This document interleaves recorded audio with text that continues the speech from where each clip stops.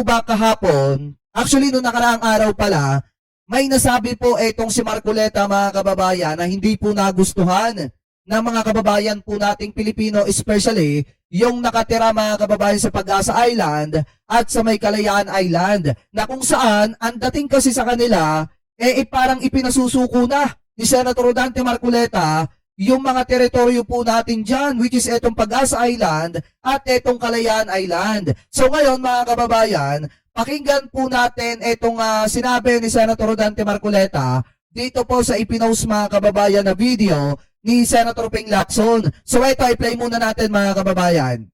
Ano ba talaga ipagpapatayan natin dito? Ah. For something that is not even within our EEC?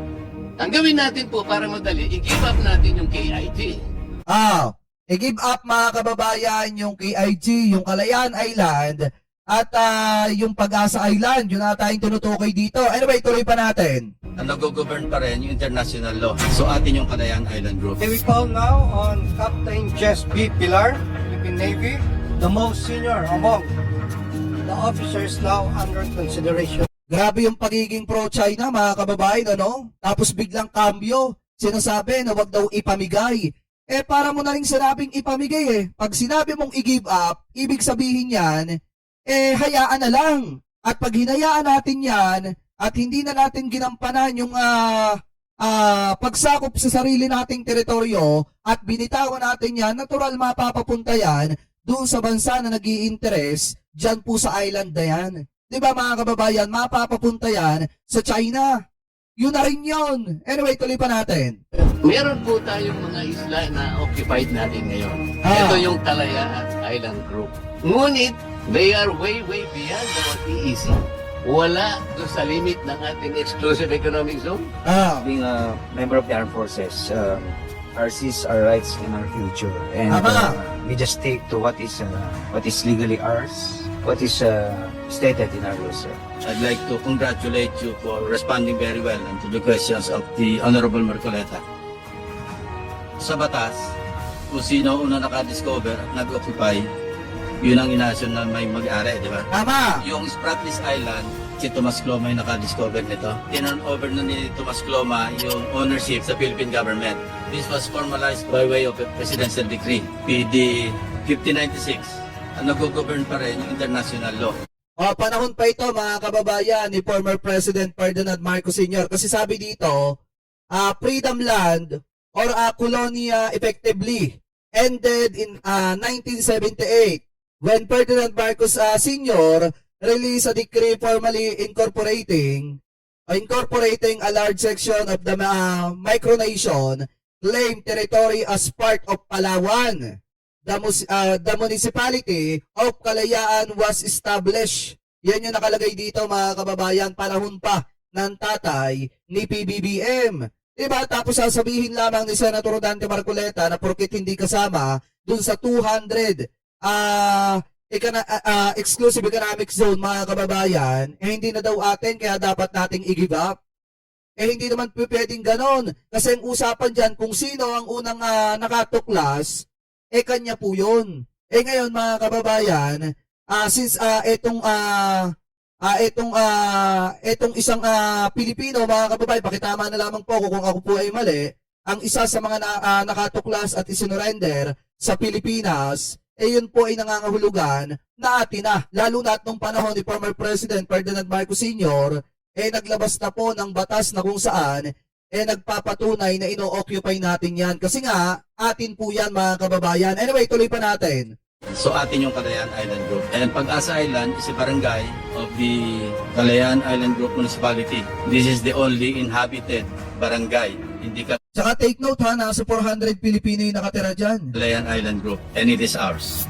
Pangatawan na natin talaga itong part ng West Philippine Sea sa atin ito.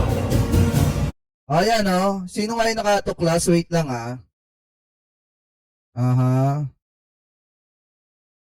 Saan ba yun? Ito. Tinurn over na ni Tomas Cloma yung Yan!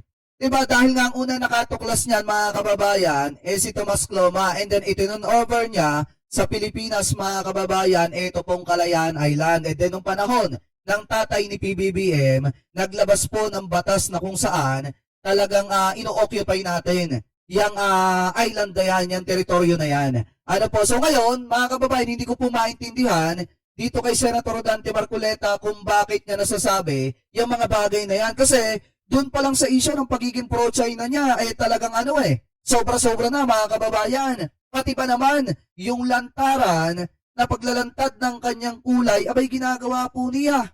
Kahit pa may nakatira na mga kababayang Pilipino po natin, dyan po sa may Kalayaan Island Group. So ngayon, kung makikita po ninyo, since nung lumabas po, yung mga sinabi niya ni Senator Dante Marcoleta, kinundi na po siya ng mga residente ng Pag-asa Island at mariing tinuligsa ang pahayag na ipamigay na lang ang Kalayaan Island Group, mga kababayan. So ngayon, eto, pakinggan po natin. Mga kabombo, nagpahayag din ng matinding pagkadismaya mga residente ng Pag-asa Island at yan ay kaugnay ng pahayag na ipamigay na lang ang Kalayaan Island Group sa China.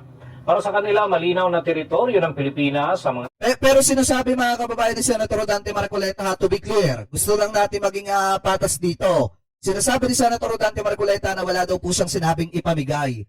Pero kung titingnan po natin mga kababayan, yung konteksto ng sinabi po niya na bitawan na lang, hayaan na lang, sa madaling salita, parang ipamigay na lang din natin. Yun na rin yun mga kababayan. Ano po, anyway, tuloy pa natin. mga isla at iba pang features at matagal na nilang panininirahan doon sa naturang bahagi at bilang patunay na rin ng soberanya. Marin din mga kabombo na giit ng ilang mga residente na dapat na hindi isuko ang karapatan ng ating bansa sa West Philippine Sea. Samantala, nilinaw naman ni Senator Rodante Marcoleta na mali ang interpretasyon ng ilan kaugnay sa kanyang mga nasabi sa naging pagdinig. Ayon nga sa kanya, hindi intensyon ay pamigay ang alimang parte ng ating teritoryo, maging ang Pag-asa Island o ang Kalayaan Island Group.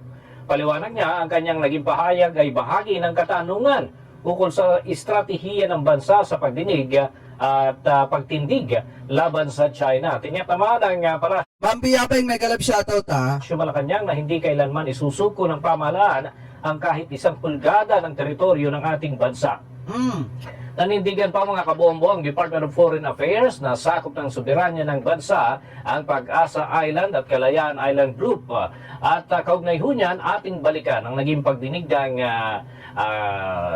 Commission on Appointments kung saan nabanggit nitong si Senator Rodante Marcoleta ang ilang kataga ukol naman sa naturang bahagi ng ating teritoryo. O yung Pag-asa, yung Parola, yung POTA at yung Lankiam. Captain, alam po ninyo yan. Incidentally, Mr. Chairman, itong 4 na features na occupied ng ating bansa, they are way, way beyond our EEC. Ano ba talaga ipagpapatayan natin dito? We will offer our lives, including the lives of our children, and to die for it. Sila lang naman kasi nagsasabing magkakaroon ng gera, mga kababayan. Sila lang ang nag-i-interpret sa mga kababayang Pilipino po natin na magkakaroon ng gera once na nagprotekta tayo ng sarili po nating teritoryo. Maliwanag nga ang mandato ng ating mahal na presidente. Protektahan ang teritoryo natin, huwag gumamit ng water cannon, at the same time, huwag makipag-away dito po sa mga Chinese Coast Guard. Maliwanag ang sinasabi ni PBBM, tayo ay nagpo-protekta lamang at hindi po tayo nakikipaggera. Hindi natin maintindihan dito sa propaganda ni Senator Dante Marcoleta na parang ang dating mga kababayan, gustong-gusto nating makipag-away, makipaggera dito po sa bansang China kahit hindi naman. Diba? Oy, Ma'am Biyabeng, mega love shoutout po ha. Thank you very much po. For something that is not even within our EEC. Ang gawin natin po para madali, i-give up natin yung KIG. Diba? Then, mako-coordinate na natin lahat. Mr. Chair, kaya po yun ang dahilan. Hindi po tayo... Sa tingin nyo ba mga kababayan, pag binitawan natin yung Kalayaan Island Group at kinamkam ng China yan, sa tingin nyo makukontento ang China? Hindi. Hindi sila makukontento mga kababayan. Parang ang dating kasi dito, tinatakot ni Senator Dante Marcoleta yung mga kababayang Pilipino po natin na once na hindi natin binitawan yung Kalayaan Island Group, magkakaroon po ng gera. Sa madalit salita, sinasabi naman ng ating mahal na presidente na hindi tayo nakikipaggera dyan sa mga yan. Nagpuprotekta lang tayo ng mga teritoryo po natin. Once na binitawan natin yan, hindi po makukontento ang China. Mas lalo nilang sasakupin yung mas marami pa nating teritoryo. Tandaan nyo po yan. Kaya nga mahirap Mahirap pagdating ng 2028 na kapag ka ang nanalo, pro-China mga kababayan, maniwala kayo, yung mga Kalayaan Island na yan, yung mga Pag-asa Island na yan, yung Kalayaan Island Group na yan, mawawala yan nang hindi nyo namamalayan. Diba? At ito pa yung isang pinakamasaklap na posibleng mangyari. Yung West Philippine Sea na pinagkukunan ng napakaraming likas na yaman ng mga kababayang Pilipino po nating mangingisda, mawawala yan nang hindi nyo namamalayan. Baka magising na lang kayo isang araw, probinsya na tayo ng China. Ano po? Anyway, tuloy pa natin. Makagawa ng mapa para sana ma-submit na natin. And in our lifetime, we will able to see do some entire stretch ng South China Sea, lalabas doon ng West Philippine Sea.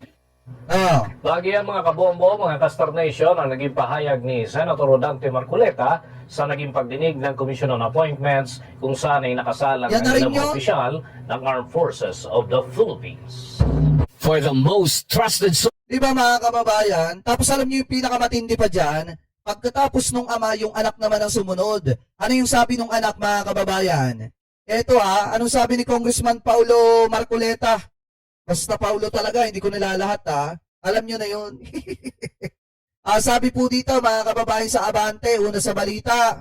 Ayan, binakbaka ni Sagip Party List Representative Paulo Henry Marcoleta ang mga opisyal at senador na aniya ay nagpapainit ng tensyon laban daw po sa bansang China. Nagbabala si Representative Marcoleta na posibleng mabigat na epekto nito sa bansa kung sakaling humantong sa digmaan ng sigalot sa West Philippine Sea. Sabi pa dito mga kababayan, ito daw. Sa quoting quote makikita ninyo, kung sakaling girahin tayo ng China o ng China, ihilera ninyo sa harap ng bakbakan itong spokes ng Coast Guard at yung mayayabang na senador. Sila ang unang lumusob o kaya ibala ninyo sa kanyon. Tingnan natin ang tapang nila. O yan sila lang naman kasi mga kababayan ang nagpapalabas sa publiko na magkakaroon po ng digmaan kahit hindi naman. Kasi sino ba may gusto na humantong mga kababayan sa digmaan yung pagprotekta natin sa sarili po nating teritoryo? Alam nyo, hindi ko maintindihan kung ito bang magtatay na ito, pro-Pilipinas talaga at nagmamalasakit sa mga kababayang Pilipino po natin o nagmamalasakit lamang po sa interest ng China dahil pro-China sila. Kasi biruin nyo, mapa-congressman, mapa senador na Marcoleta, talagang iisa ang tono Sa madalit salita, gusto nila, ibigay na lamang yung mga teritoryo natin. Diba pagtataksil yan sa inang bayan? Yung hayaan na lamang na mawala yung teritoryo ng Pilipinas na matagal na panahong iningatan? At saka take note mga kababayan, hindi lamang po basta teritoryo yung pinag-uusapan natin dyan sa Kalayaan Island Group. Nasa 400 na mga kababayang Pilipino po natin ang nakatira dyan. Dapat maisip mo yan. Congressman Paulo Marcoleta at ng tatay mo na si Senador Rodante Marcoleta, anong klaseng lingkod bayan kayo? Dahil ako nagtatanong lang naman, naturingan pa na yung party list ninyo sagip. Pero hindi nyo kayang sagipin ang Pilipinas? Mga teritoryo ng Pilipinas, hindi nyo kayang sagipin? Diba? Anong klase kayong halal ng taong bayan? Ako nagtatanong lang naman. Kasi sa totoo lang, hindi porkit nagpoprotekta tayo ng teritoryo natin, gusto na po natin makipaggera. Sala po yung pinapakalat ng mga yan publicly. Diba maliwanag na pagtataksil sa bayan at pananakot sa emosyon ng mga kababayan Pilipino natin yan sinasabi nila. Diba? Kababayan, ngayon kung titingnan pa natin, sabi nga dito ni Senator Ping Lacson, ayan basahin natin. Sabi dito ni Senator Ping Lacson, ito daw, isuko ang Kalayaan Island Group. Tinuligsa ni Senator Ping Lacson na mungkahing isuko ang Kalayaan Island Group or etong KIJ. Dahil aniya, katumbas nito ang pagsuko ng Luzon o maging ng buong bansa. Kasunod ito ng naunang pahayag ni Senator Dante Marcoleta sa pagdinig ng Commission on Appointments or etong CA na isuko ang KIG dahil umano hindi na ito sakop ng exclusive economic zone ng Pilipinas, mga kababayan. So ngayon, ayon po kay Senator Ping Lacson, under international law, first discovery and possession of the of land that belongs to no one under the legal principle of res nulos or terra nulos is a recognized mode of sovereign ownership. Ibig sabihin, kung sino yung unang nakatuklas, halimbawa ng island na yon, at ibinigay sa bansa niya yon, ibig sabihin, yun ang unang nagmamay-ari, mga kababayan. Di ba nung natuklasan nga yan ni Thomas Cloma, di ba mga kababayan, isinurrender niya sa Pilipinas, and then nung panahon ng tatay ni PBBM, isinabatas po yan na kung saan nagpapatunay na yung Kalayaan Island Group ay pagmamay-ari po natin. Ano po, dahil nga tayo yung una nakadiscover niyan. So ngayon, sabi pa dito mga kababayan, even non-lawyer were taught this in school. Giit ni Lacson, mga kababayan, or kahit hindi ka abogado, alam mo yan. Lalo na't itinuturo po yan, mga kababayan, sa mga eskwelahan. Ngayon na nakakapagtaka dito, bakit mukhang hindi po ata alam ni Senator Dante Marcoleta? Tama ba ang sinasabi, mga kababayan, ni former Chief Justice Carpio, na kung saan si Senator Dante Marcoleta, yung isa sa pinaka, alam nyo na yon, diba? Kasi, iba yung naiisip ni Senator Dante Marcoleta sa sa iniisip ng mga kababayang Pilipino po natin, lalo na yung nakatira doon po sa Kalayaan Island Group. Yan pong ginagawa nilang yan, maliwanag na pagtataksil po yan. Diba, maliwanag na pagtataksil sa Pilipinas yan. Yung hayaan mong bitawan yung teritoryo, kasi sabi nga dito, yung pagbitiw, mga kababayan, o pagsuko ng Kalayaan Island Group, katumbas ng pagsuko ng Luzon o maging ng buong bansa. Kasi sa totoo lang, pag binitawan mo yan, inuha ng China yan, hindi makukontento ang China. Kukuha pa sila ng kukuha ng mas maraming teritoryo ng Pilipinas kasi ganun lang kabilis na bitawan natin yung mga teritoryo po natin. Pegador, wala kang kawala. Pegador, kayo ay maganda. Pegador, galit sa masama.